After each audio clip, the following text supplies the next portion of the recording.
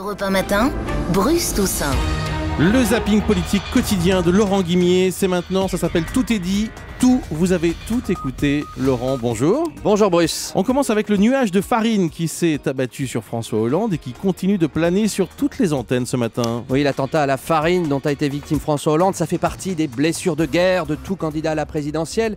Ils le disent tous ce matin, c'est l'épreuve du feu ou l'épreuve de la farine. 19h10 BFM TV, Ségolène Royal blindée. Voilà, ça m'est arrivé, j'ai reçu une tarte dans la figure, oui, c'est impressionnant. Bon, en même temps, voilà, on s'en remet et la campagne continue. Alors, dans l'entourage de François Hollande, c'est pas la farine qui indigne, ce sont les mots employés par Nicolas Sarkozy hier soir à l'Elysée. Thierry Guerrier le révélait dans son buzz à 7h15. Hollande, il a tiré toutes ses cartouches et il se prend même de la farine sur la tête. Ce matin, le conseiller spécial de Nicolas Sarkozy, Henri Guénaud, confirme, martèle les arguments déployés par Sarkozy hier soir. 7h49 iTélé, Hollande est déjà essoufflé. Je pense qu'il va être tout de même difficile à M. Hollande de tenir la distance de toute une campagne avec les propositions qu'il a faites. Il a mis tout son programme sur la table.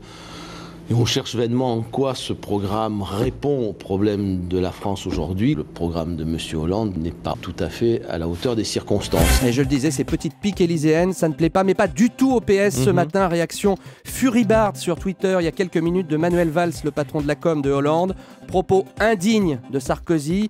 Décidément, le candidat UMP n'a pas changé. Et il n'est pas le seul. Le socialiste Claude Barthelone était dans ce studio il y a 5 minutes au micro de Jean-Pierre Elkabbach. Barthelone, ironisé sur la farine, ça le met en pétard. J'ai lu dans la presse de ce matin qu'il a fait des déclarations sur Hollande, sur le thème. Il a mis toutes ses cartes sur la table et en plus il reçoit de la farine. Vous voyez, c'est ce genre de comportement qui a dégradé la fonction présidentielle qui va aussi lui coûter très cher au moment de la présidentielle. Vous l'avez entendu le dire ?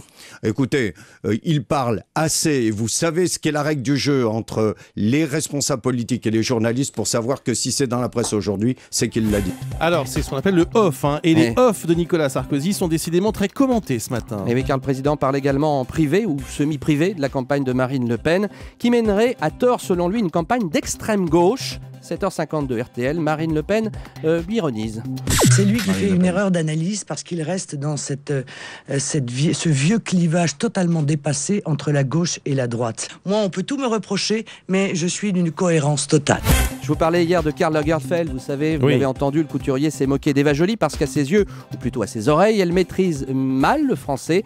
Eh bien, Joly en a vraiment ras-le-bol de se faire attaquer sur ses origines. Entretien mis en ligne sur le site francetv.info hier soir. Qui est la plus française entre moi et ceux qui me critiquent? Je suis plus française que vous, parce que je suis plus âgée que vous. Ça fait 50 ans que je vis en France. Mes enfants sont nés en France.